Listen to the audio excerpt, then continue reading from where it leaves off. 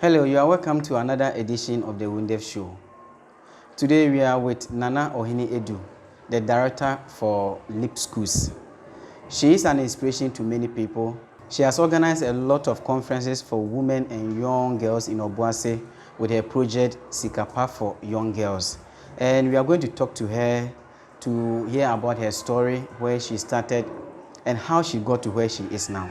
Madam, good morning. Good morning, Charles. How are you doing? I'm doing great. And you are welcome to the Wundef Show. Thanks for the opportunity. And you look so beautiful this morning too. Thank you. So, tell us, the LEAP School, which year did you start? The LEAP School started about 6 years ago. Okay. However, we have a LEAP group. Okay. Yeah, which comprises of the schools. Okay. It comprises of the foundation, which is a reading and mentoring foundation. Okay. And also training, a training consult, sort of. So Okay. we offer training to businesses and other individuals and organizations. Okay. And that one started way back in about the year 2000.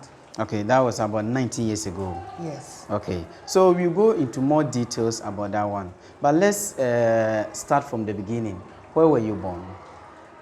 I was born in Axim. How many years ago? Exactly 50 years ago. Wow. I had my 50th celebration in May, 6th of May. Oh, okay. Yeah, and my dad was an education officer. Okay. In those days, they used to go on transfers a lot. Okay. So I think in my first year, we moved to Wasekropon. Okay. So from Wasekropon, I had, I think I was about 5 years when we went to Offenso. Okay. From Offenso, I had my primary school education up to about class 5. So you were just changing schools here and there? Okay. So I finally ended in Star Preparatory School, which was a boarding school in Kumasi. Okay. Because I think that the next trip I couldn't have gone along. So my dad and my parents put me in the boarding house at there. And that's where I start for my common entrance. Yeah. Oh, okay. And by the time the results came, my parents were now moving to Obuasi. Okay. So I came to live in Obuasi and then started my secondary school education. Which year did your parents move to Obuasi? Can you remember? I was 11 years old. Both my parents were educationists. So your mother was also a teacher? Or? My mother was a teacher, then she became the home science. She was into home science. Okay. Yeah, so she became the home science coordinator for Obuasi in those days. Okay. And then she became the superintendent also, ended up there as a education director for home science. So did you get your passion for education from your parents? I think I'm now thinking so. Okay. Initially, I didn't even know that I had a passion for education. Okay. I just knew that I had a passion for youth development. Okay. Yeah. And then, now casting my mind back, I realized that it's from there. Okay. Yeah. My parents, actually, my dad's family, all of them are teachers. Okay. Were and are teachers. Okay. So, sort of, I have a very strong background of educationist, and as a child, I observed and I saw, and some of these skills stuck with me, and that's how, yeah. So if you are saying you recently realized you had passion for education, probably it means when you were young, you never thought of becoming a teacher in the future. Did you ever consider becoming a teacher? No, not a teacher per se, but a trainer. Okay. Yes, I used to have games, because maybe my parents were teachers or whatever. Yeah, I used to have games with my playmates where I would rather be, training, not teaching, because teaching, I thought teaching was something very difficult. Okay. And you needed to go to the school for teaching. You needed to be a professional for teaching before you can teach. So I didn't want to do that kind of studies at that time. But training and all that. And then when I understand when my mother gave birth to me, because she was the headmistress for some school, a certain school in at where I was born. Okay. She was called Madam. Okay. So the area, the school and the area people started calling me Madam, little Madam. Oh, okay. Yes, so Madam is my pet name. Those who know me, Chocho Mucho. They know that you are called Madam. Even before you started the school, there were people, even adults, calling you Madam. Yes. Okay. So little Madam stuck with me. So as I play games along with my friends, and as I realized that I was, interested in training. Okay. So, at a very young stage, what did you want to become in the future? I wanted to become a caterer. I wanted to go to space. Astronaut? Yes. Okay. I wanted to become to be something unique, like having my own, creating my own thing. I used to tell my dad that I don't want to be like anybody else. I want to be something else, somebody else. In my primary school, these are the conversations that I had with my dad. Yes. Okay. So in my secondary school, I did science. Okay. Yes. So I was hoping to become an astronaut. Galaxies and those things fascinate me a lot. And things that we don't see with our eyes fascinates me a lot. So I wanted to be an astronaut. And then, so I pursued science in the secondary school and ended up doing, I pursued science in the secondary school just because I think I was an all-rounder. And in school, they gave a test for those who wanted to do science. I did it and I passed. Oh, okay. It was only for those who wanted to do science? Yeah. Okay. So I passed and then I was selected to do it. And then from there, I gained admission to the University of Ghana. And I did biochemistry. I read biochemistry and food science. So which year did you end up at the University of Ghana? 1989. Okay. I think. Okay. 1989. So from 89, I read the biochemistry and food science. Okay. So food science was quite part of my dream. Yes. Yeah, so I really enjoyed it. Okay. And I also enjoyed the biochemistry. So you did it for 4 years as normal university education? Yes. As soon as I finished, I did my national service with AngloGold Ashanti. Oh, okay. And I was lucky that they were starting a new plant, the bio-oxidation plant, which involved biochemistry a lot. Okay. So I remember my then boss told me, your pride and joy, you've got an opportunity to use your knowledge gained from school.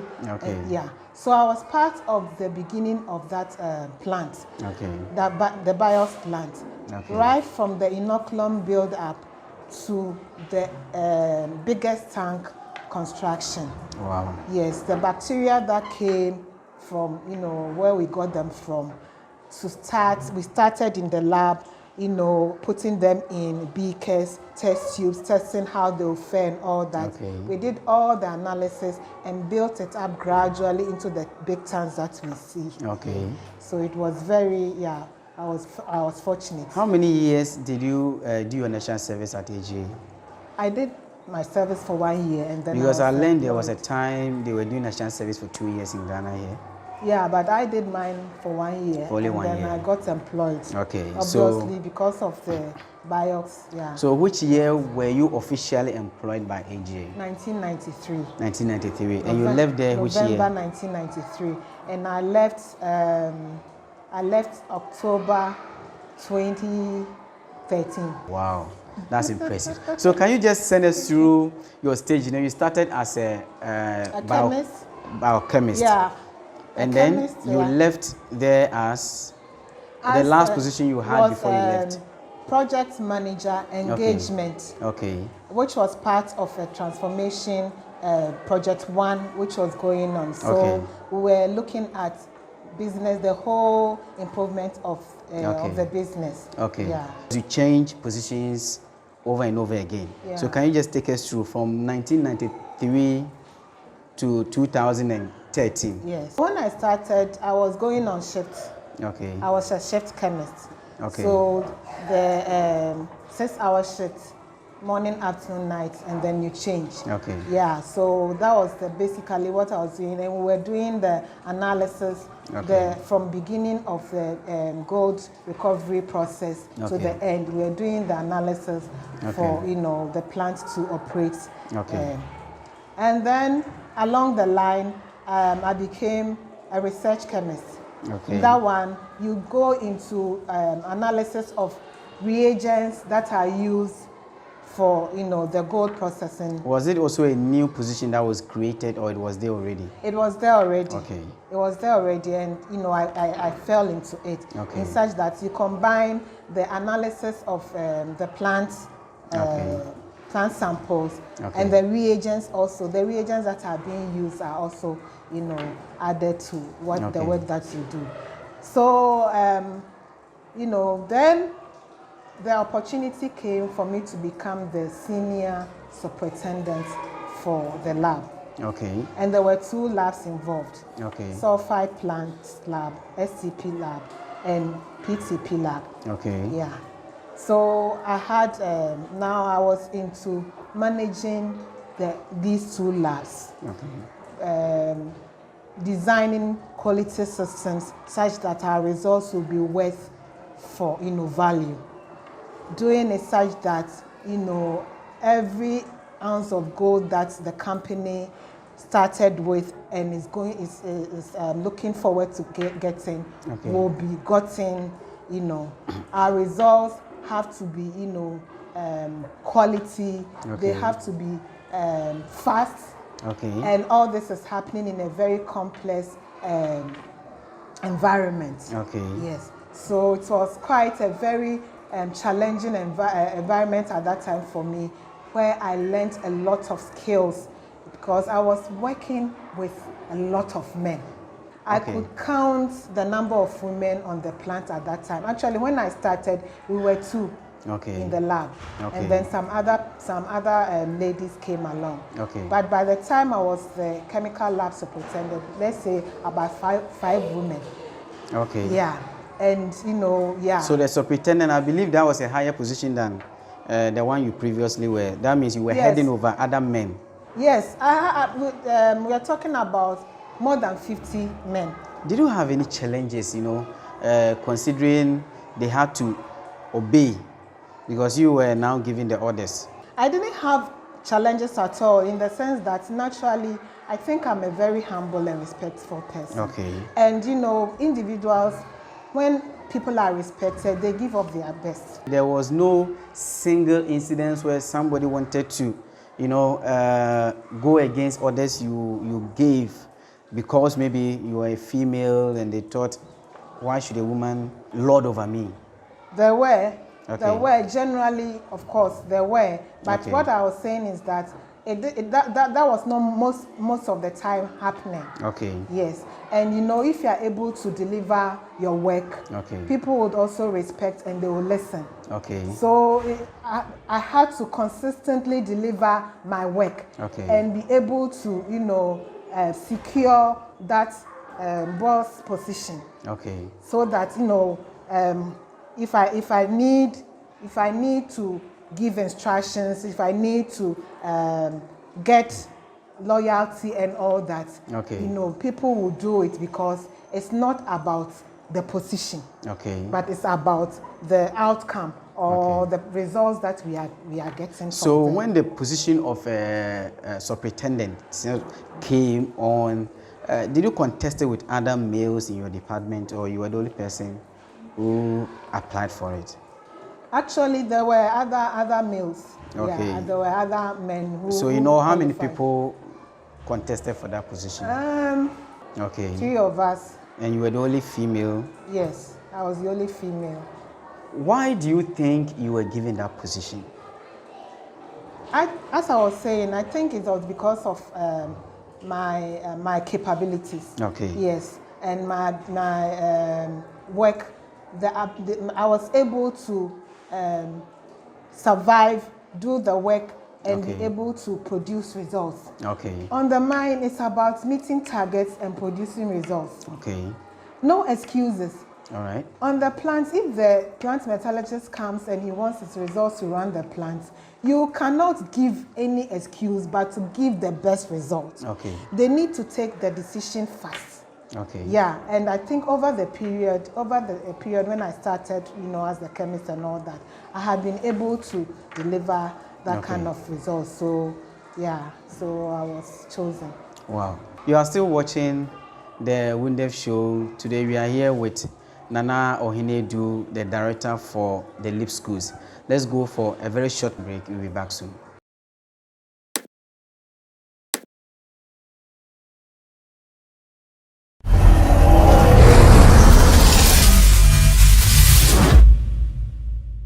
Yeah, welcome back to the Wundef show. After becoming the superintendent, where else did you head to? Okay. Whilst I was doing the superintendency, I had the opportunity to attend some management courses at AGA Management Development Training Center. And there I realized that I could also be able to train others. I've told you that I had that passion also. So I approached the Management Development Training Center and, let's go, don't worry. and appealed if I could be offered the opportunity to train others in my part-time. So you still work you still work at the biochemistry aspect, and then you will still be teaching or training other people? Yes.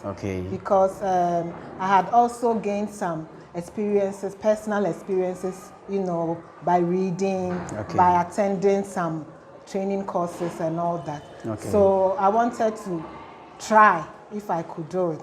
And I was given the opportunity, and I was able to also do that. So now I was sort of, working as a part-time trainer at the management training department. So would that be after you close from your actual duty as the chemist, and then you moved there, or you were doing it at the same time? Sometimes when I close, sometimes when I have been able to delegate work so that it will be effective, and then I can go. And were you also getting paid for the other part? No. You were not? No, that one was a voluntary something. I wasn't being paid. So you just needed the knowledge, the experience? Yes. I wanted the experience. And I asked and I got it. And I was doing so well that at a point in time, when the transformation project was started, I was drafted into the trainers for training frontline managers to be able to see business opportunities, improvement opportunities, so that the organization can continuously improve. And did you leave the other department, or you were still doing both? So now I was drafted into into the transformation. So you moved there permanently? Yes. Now receiving your salary from that department? Yes. And then from there, the project 1 came on, as I said. And so we had been doing the training, we had been supporting the process all along, and so I got a promotion. The project one was let's say 3 aspects. The business process framework, the BPF, the system for people, and then the engagement. For the business process framework, you are looking at the structures and the resources for doing the right work. And for the systems for people, you are looking at the right people and the right roles to do the right work. So the engagement aspect was to fuse the two, because how about the right people doing the right work without the best behavior? So the engagement aspect is to fuse the two such that employees are engaged, doing the right work at the right time, in their right roles, with the right behavior. So why did you leave AGA? Oh, as you grow, as you work, you make plans. Okay. Yeah. And along the line, I was planning to, do my own things also, because I also love community. I love community a lot. And I had been doing personal things on the reading club and other things that I thought that I could, do well if I'm doing it on my own. So the opportunity also came when Anglo was laying people sort of redundancy. The redundancy, yes. So I took it and then. So you requested to leave? Yes. Oh, okay. I actually requested to leave. Okay. How long did you stay in the house before you started the school? I didn't stay in the house at all. Okay. As along the line, whilst I was working in AGA, I voluntarily started the reading club, the Learn a Book reading club, which was a way of giving back to my community and helping children be able to have reading skills and literacy skills and have the confidence in life to develop their talents. Yeah. So it had been ongoing. The reading club had been ongoing. That one, I was also doing it on my free time, my weekends. That's how we were running it. And the ideas for, doing other things had come up. So along the line, I started putting down ideas, business plans and all that. So as soon as I left Anglo, I was into it. So 2013, you left AngloGold and you started the school? The same year. 2013? Yes, the same year. When you are doing it, you have to register and all that. So the registration was way ahead, but you need to also practice and do some things. You need to know what is happening. So we had to start. Why a school? A school because, as I've told you earlier on, when I started the reading club, I had many ideas coming through, and I once asked advice from somebody who I thought was a role model. Yeah. Because I told him, I said, I think I have this gift with children, and so I'm doing this reading club, and it's voluntary, doesn't fetch me money, doesn't do anything, but I like it. And he said, then why don't you start a school? That one will also bring money, and then you can also, use it to support the club as well. So I started putting the ideas down, the business plans down, and looking for the resources, who to do what, building the structure, what needed to be done, what work needs to be done, what needs to go into a good school, a quality school. Because it has also been my passion, to provide better education for children. And also help them be able to develop their gifts. So I was looking for something very unique, something that is not like, you go through the educational system, when you come back then, as if it's even worse for you. So we wanted to create something very unique, such that, children are nurtured right from infancy to be able to identify their gifts, their talents, and work along, with the academics and be able to achieve their dreams. So what is so unique about your school? Because you have been talking about you wanted to make your school unique. What is so unique about your school? That is it. What is unique about the LEAP schools is that children are nurtured right from infancy to be able to identify the gifts that they have and be able to, and we expose them such that they practice with the gifts that they have, their observations, they are able to transform the abstract to concrete easily, so that education does not become burdensome.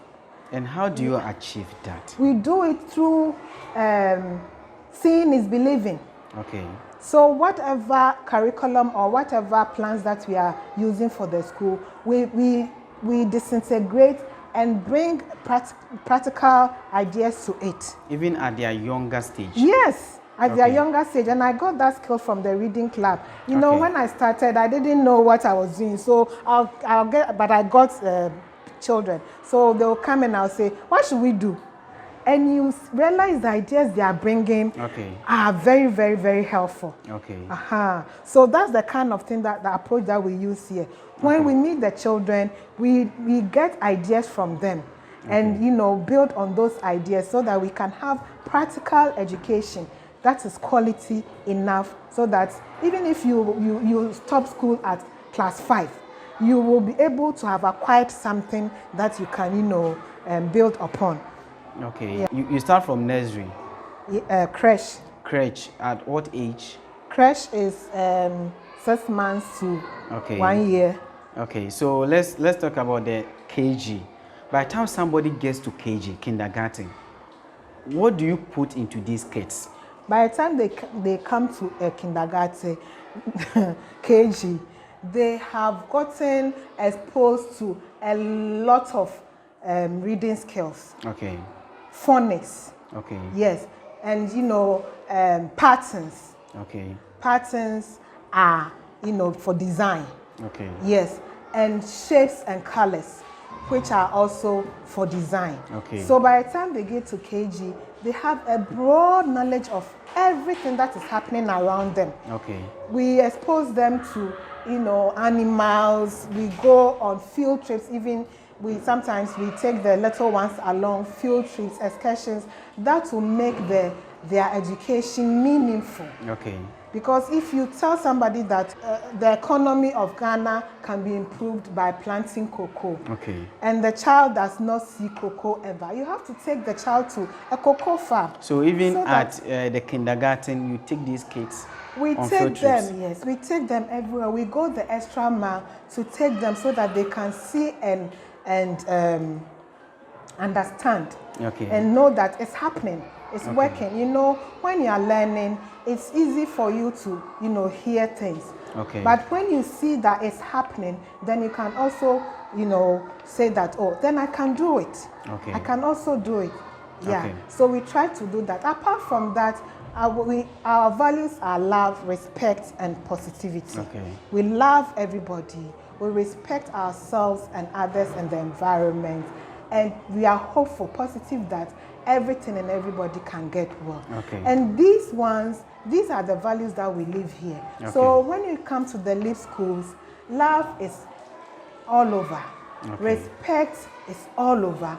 And everybody is positive, trying their best to become who they can be in future. What is the highest stage currently in your school? We are in class 5. Class 5, yes. Okay. Class 5, and they are doing well.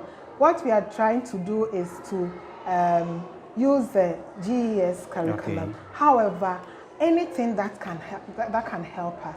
So we do take them through exams, other exams, international exams from other countries. So even with our class 5s right now, we have given them the BEC, some of the papers that are coming out. We are giving them to solve. Wow. Yeah. Class 5, and they have started solving BC questions. They have started, and they can. They can. That's the thing with children. Okay. That is very fascinating. Okay. There's no limit, Charles. There's no limit. You know, there's no limit to what you can do. Sure. But you need to be able to know that I can do it. You can do the confidence. Yes, the confidence. Okay. So practicing is, you know, a lot of help. What are the other projects you are undertaking?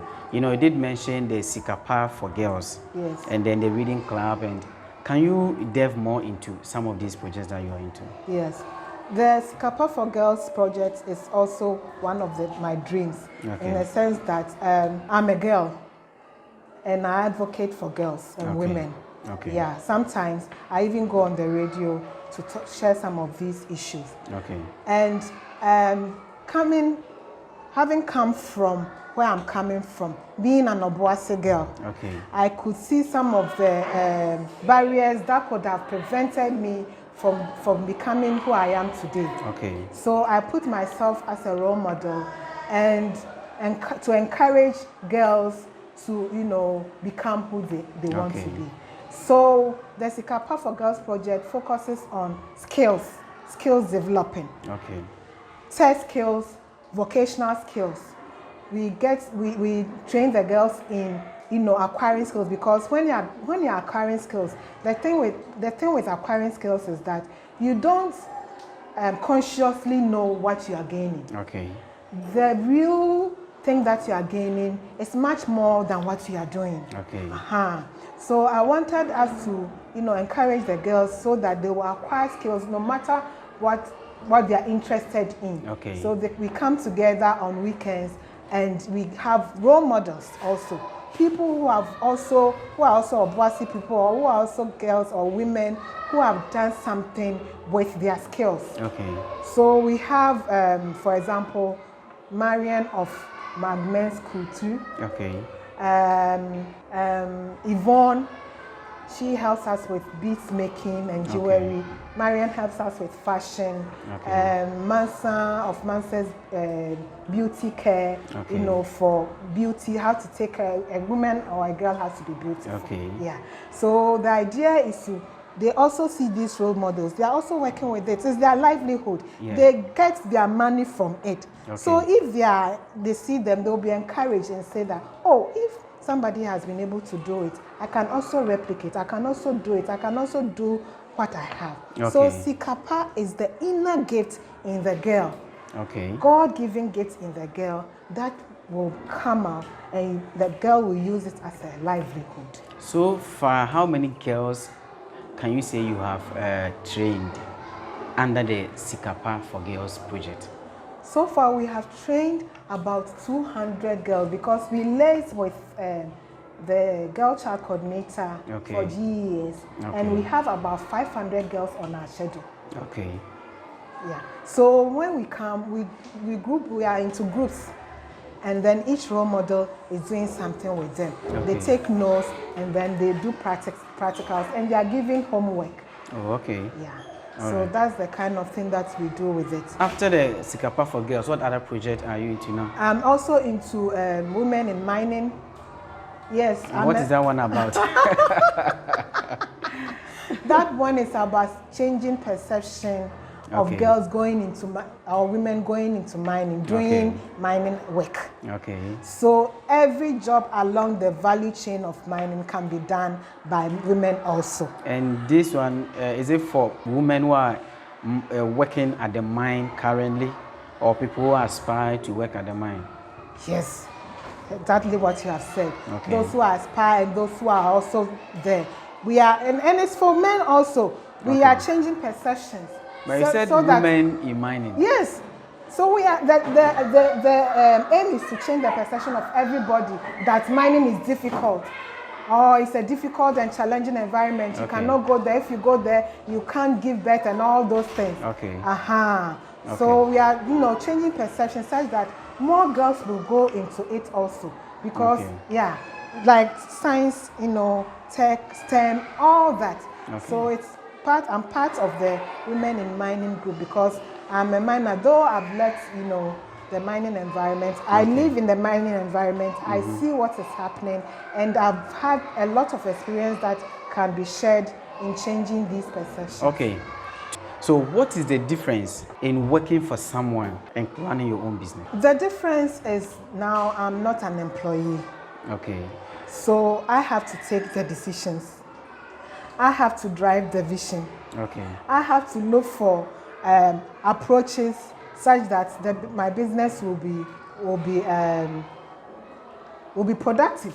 So that I can, you know, pay my workers, and, you know, the business will be sustainable. Working for somebody or working for your own, which of them is much difficult? Working for myself is much difficult. Because now I have to, you know, see from afar. I have to see afar and take the business there. with my team. Working for somebody, the person has to, in a way, look for that direction. So you are only following their direction? We follow through and support. Okay. Yes. So after 6 years of running your own school, how has the experience been like? It has been very, very, very welcoming. As I said, I was interested in children. Okay. So I have the passion for it. Okay. And now I had the skills, I had the resources, I have a passionate team.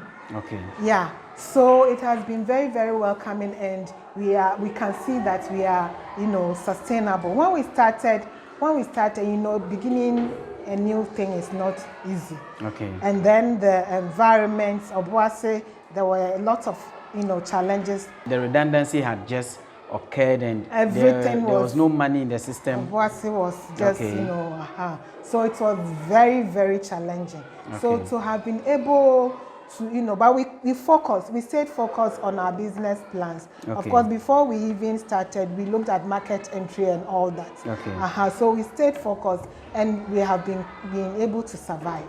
How many kids did you start with in your first year? The first year we were 4. The whole school? We were 4. Okay. And it was, but along the line, as the numbers, increased, we didn't even get to know how we got, to where we are now. And how many kids do you have now? You started with only 4 kids, and after 6 years. Now we are 200. Wow. We are 200, and I actually like to focus on impact more than numbers. Okay. Yes. The kids here, the students here, if you meet them, the impact they can have on you is enormous. Okay. They know what they are about. They can take their decisions. Okay. And they can impact you in a very cordial, sociable, empathic way. Okay. That's one of the things. Where do you see the LIP schools in the next 5 to 10 years? We should have doubled in number. Okay.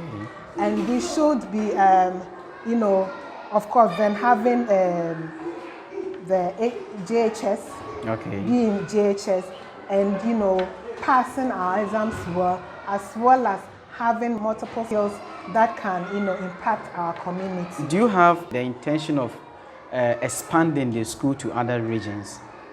Yes, we do have intention like that. But we don't see it in the next 5 years, maybe 10 years. Okay. Yeah, because this one has to, if a tree will bear good fruit, it has to really grow well. Okay. It takes, the roots must be strong. Yes. Okay. So it will take a long time for the root to be strengthened here, then we will launch. Wow. But we have plans that we can even say that, we can launch into other parts now. Who has kept you moving on? My team. Fortunately, I have dedicated, committed team. Okay. So they move me on. If I get, stuck, I come, we share ideas, and then we go on. Okay. So yes, my team has been my greatest team. Then it's not, I'm not a one-man thing. My husband is also part of the team. Okay. And my husband has also been a great motivator. Okay. Yes. I have friends who are into other businesses. They are also supporting me. In fact, I come from a tribe of sisters. We call ourselves the Hobsons. Okay. Holy Child Past Students Association. Okay. Yeah, association, yes. And my year group, we are just great.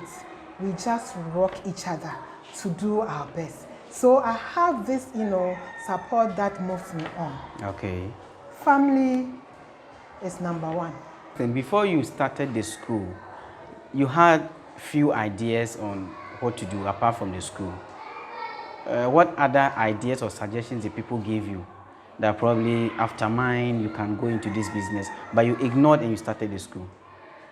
Some actually said I should start a chemical laboratory. Okay, because you're a biochemist? Yes, to help, with mining stuff also. Okay. And others also said I should be a consultant. Okay. For mining work and all that and other things. And then some wanted me to, some of the ideas was for owning a transport business. I don't know how that one came through, but okay. Yeah.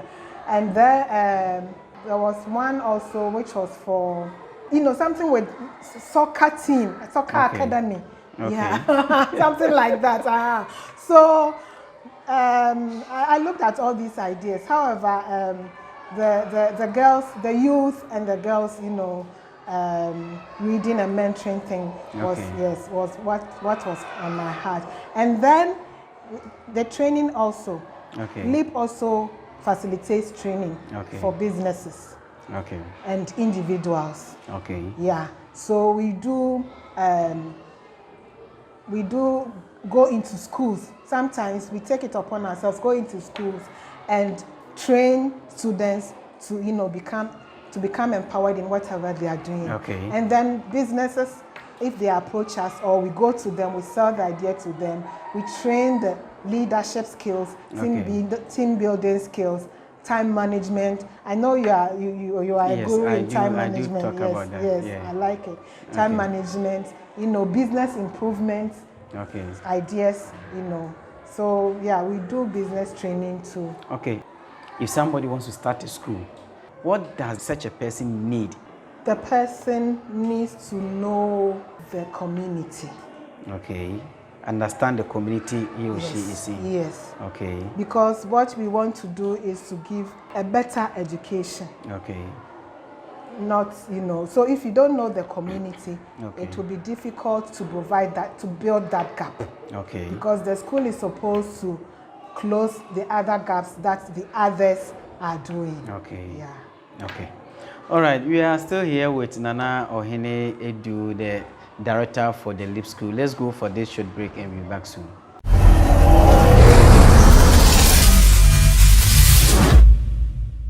We are still at the LEAP School and we are still on our conversation with Nana Ohene Adu, the director for the LEAP Schools. So, Nana, what is the meaning of LEAP? LEAP stands for Leading to Enhance Abilities and Potential. Okay. Yeah. So that's an acronym. Okay. Symbolically, we also want to impact humans and people such that they can leap into their dreams. Oh, okay. Let's come to your family. We are about to finish and we want to talk a little bit about your family. You said right after university you went into AngloGold Ashanti. At what time during your work period did you get married? After my national service. Okay. Getting to the end of my national service, I got engaged. Okay. Yes. And actually, when I was growing up, I decided that my first boyfriend, I'll have to marry that person. Oh, okay. So your husband is... Yes. He was your first boyfriend? Yes. Wow. So it just happened. Okay. So where did you meet him? I met him in Obuasi. At that time, he came to do his national service. Okay. I was in school then. Okay. So then we met. Where was he doing his national service? He was also an employee of AGA, a geologist. So you all met at AGA? No, we met in town. At that time, I wasn't in AGA. Oh, okay. So we met in town, and then the conversation started. You said you decided not to give birth at early age. How many years after marriage did you deliver your first child? That would be about 6-7 years. Okay. I spent 6-7 years before having a child. And what was the purpose? Initially, because we had just gotten married, it was a decision to enjoy the relationship, build the relationship. Okay. A lot of things come through when children come in. Okay. Yeah. And I had also started working. Okay. So you didn't want to miss the fun. Yes, so Okay. you know, it's good to build the relationship Okay. before other things come and distract. Okay. Then you can have a solid foundation so that it can last. Wow, wow, that's great. So, was there not pressure from family because you have been married and after 1 year, 2 years, 3 years, 4 years, 5 years, 6, 7 years, and you are still not giving birth because you have decided? Was there not pressure from family, friends? Some not even saying you were barren or your husband is important. Did you face such challenges? There was a lot of pressure. Okay. You know, our society. Okay. We you know, a lot of pressure came, but somehow it didn't bother me a lot because I had, you know, examples. There were people that I knew who you know did that, and I'd also read about stuff like that. Okay. Growing up, Oprah Winfrey was my role model. That's good. Far away. Okay. But I used to watch her, read about her and all that. She hasn't even given birth up till now. Okay.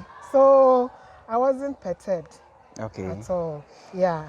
So what is your advice to other young ladies who want to get to where you are now? You know, you have been through a lot and you have accomplished so much. And I believe even other young people you have met might want to, you know, follow in your steps.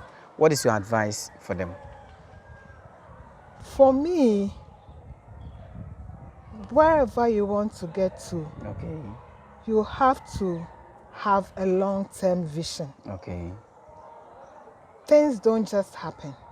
Therefore, if you have a long-term vision, then you plan.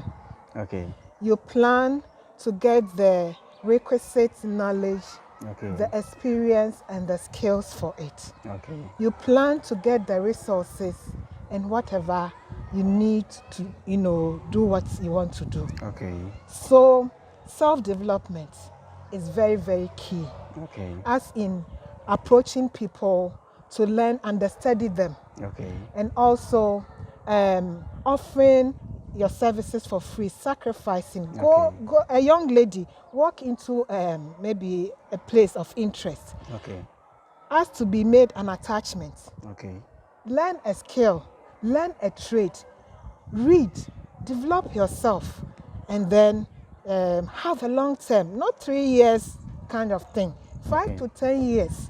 And then you will be able to achieve your dreams. Thank you very much for coming on the Wundef Show today. My pleasure. Thank you for watching today's edition of the Wundef Show. Join us again next week. Bye-bye.